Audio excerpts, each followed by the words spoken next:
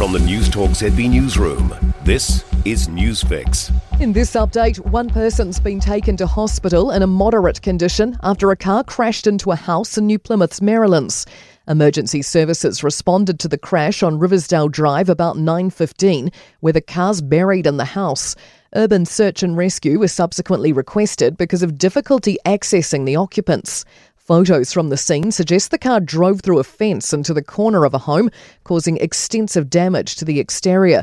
Police are yet to confirm if there are any further injuries. The 19-year-old who survived 2 nights missing in the Upper Hutt bush is thanking the public for messages of support. Maya Johnston fell from a 2-storey high waterfall after going for a walk on Saturday evening. She spent 2 nights in the bush before being found yesterday. On social media, Johnston says she'll remain in hospital to undergo surgeries for her injuries. A Give a Little page has been set up to support her recovery.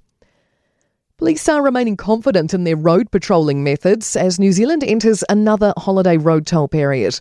The official Christmas and New Year road toll begins at 4 p.m. today and runs until 6 a.m. on January 5th. The last 2 periods both reached 21 deaths, the most since 2017. Road Policing Director Steve Greeley says the blips don't take away from the overall difference each year. In 2023 we saw 31 less deaths compared to the year before, and tracking this year we're around 50 less deaths. So that's a really, really good indicator that we're on the right track here. Up to 37 people will now spend their lives behind bars after being taken off death row in the US.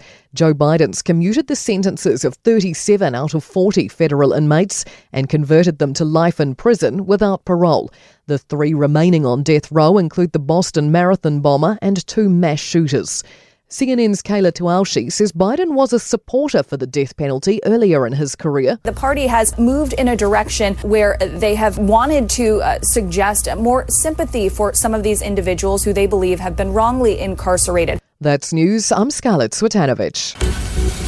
To sport, and a whirlwind 2 months for Bevan Jacobs has been capped off with a first call-up to the Black Caps. The Auckland Aces batter, fresh off his shock selection in last month's Indian Premier League auction, could make his debut for the national side in the first T20 against Sri Lanka in Tauranga on Saturday. Jacobs is chuffed at the call-up. It's always something you dream of as a kid, and especially for me, it's always something I've tried to aim for, and came a little bit quicker than I anticipated, but, you'll grab the opportunity, and I'm just going to be happy to be in that environment and try and learn heaps. Team New Zealand boss Grant Dalton is pushing back against suggestions that the America's Cup should be a level playing field when it comes to the use of technology by teams. Competitors in the America's Cup can design their own boats within regulations determined by the cup holder, which Dalton says makes the event fascinating. And that's sport. For more news, listen to Newstalk ZB live on iHeartRadio.